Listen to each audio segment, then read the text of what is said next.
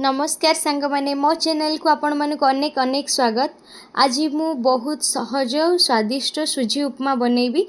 यह सकाळ जलखिया किंबा संध्यार स्नैक्स रे खाइबा पई भल लागे।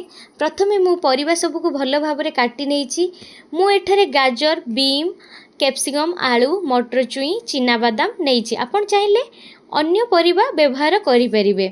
तापरे कढ़ाई बसई कि मु सेथिरे तेल, जीरा, सोरिष, भुसुंगा पत्र, कंचा लंका और बादाम भाजी नेबा। तापरे परिबा को सबू देकी प्रथमे मु गाजर देइछि, तापरे आलू देकी ताको धीरे धीरे भाजी गला परे मु सेथिरे कैप्सिकम और बीम ऐड करछि।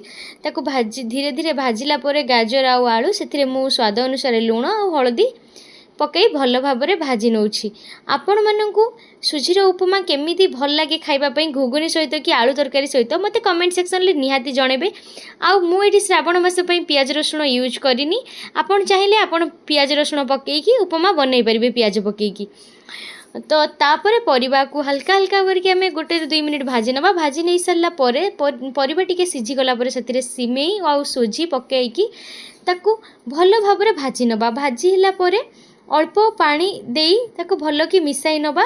सुजी को लगातार मिसाई नबा। देले सुजी उपमाटी दुकान परी झुड़झुड़ हेबो और 2-3 मिनिट ताको भल भाबरे मिसाई नेला परे गैस को ऑफ करी ऑफ करी नबा। एबे रेडी हे गला हम सुजी उपमा।